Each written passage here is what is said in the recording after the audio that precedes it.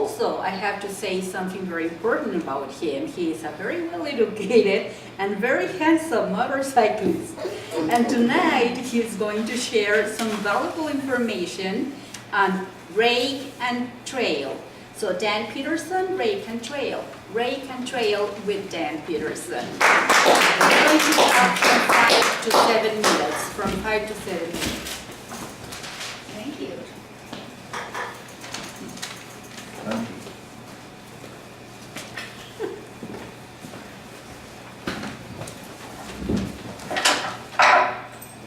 When I was a kid, not feeling very good, my mother would make me take castor oil. And I hated that because I always thought castor oil was what they lubricated these things with. You know?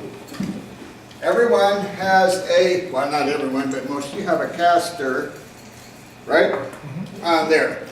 And I want you to play with that a little bit and notice whichever way you go, that wheel follows you.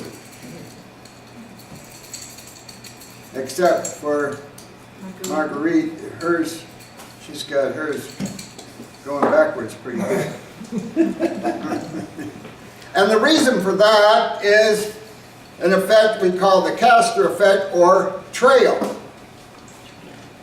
Trail, okay, if you look at your castor, you will see where the fulcrum point is, okay? And you will see where the center of the wheel is. Directly below the center of the wheel where it touches the ground is one point. The other point is directly beneath where the fulcrum touches the ground. You'll notice they're not the same point. The difference is called trail, okay? And it could be 4 inches, 6 inches, or in this case, maybe a ½ an inch. All right, and we'll notice that that point always precedes the wheel, and the wheel follows that point. So we're actually, though we're pushing this, we're actually pulling the wheel, okay? With that point at the center of where the wheel contacts the ground. Now, this is a bicycle.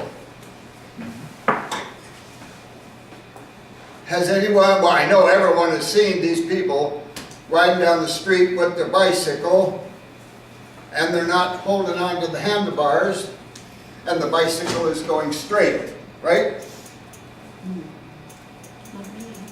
Okay, you know why the bicycle goes straight? Balance? No, it's not balance. It is Trail. trail. And I want to explain that to you real quick so that, just take a look here. The front forks, they're not just straight down, you notice, right? They go that way. Now, if you look at the center point of the wheel, where it goes to the ground, which is right here, and you draw an imaginary line from the forks to where they touch the ground, you got about 4 inches difference. And that difference is called trail. So when we're riding our bicycle down the road, we're not pushing that front wheel, we're actually pulling it. Physics, through physics. Not literally, but the front wheel has to follow that imaginary point. And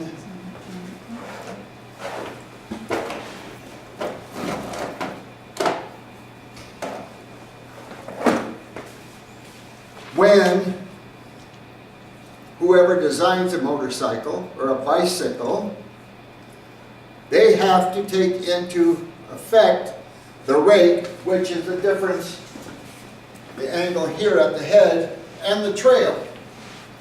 The trail can depend on the rake and the size of the wheel and everything else. let's say, for example, you have a chopper. You know what a chopper is? You know, the long forks. And a sports bike. Going down 80. Which one is going to be the most stable on the highway? Probably the sports bike. I'm thinking the chopper. Which one's got the most trail? Chopper. The chopper. So it's designed to cruise down that freeway, hands off, just.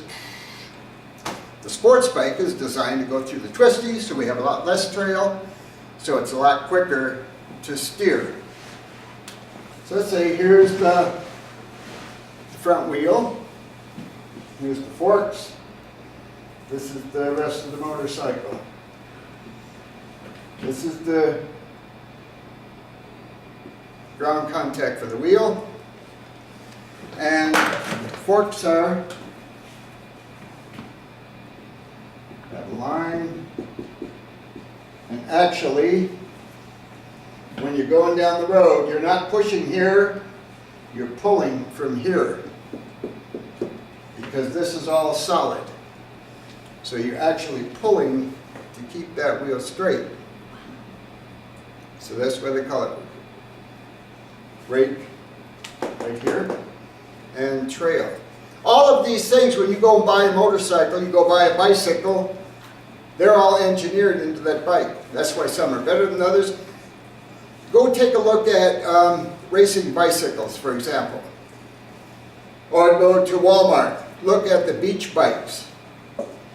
You'll find they have more trail than the racing bikes. And the mountain bikes have probably even less, because they have to be quick, nimble, and agile. So this is where we go with that. And I hope that everybody has a better understanding of what trail is and exactly how things work the way they do. And why these kids riding along with no hands on the handlebars, they say, wow, this guy's really got great balance, wish I could do that. You can do that. Depends on your bicycle. That's yellow. That's yellow. And want to know if anybody has any questions. Did I leave that? What about the unicycle? Okay, the unicycle. Now, I've never seen a unicycle cruising down 80, but if I do, now that takes talent. That's no hands, huh? Yep, no hands, no feet, and no teeth a lot of times. Linda? When you go in to purchase, say, a bicycle, will the salesperson usually speak to you about Rake and Trail and what you're looking for in a bike? They usually have no idea what you're talking about. They know a racing bike and they know a mountain bike, and but they don't have any They say idea. this But the This mountain bike has very short trail, and those beach bikes that everybody's getting now, you know, those are great cruisers. What other bicycles do we have? BMX and all that stuff. Anyway, I'm out of time. Thank you very much. Next speech is going to be about counter steering. Thank you.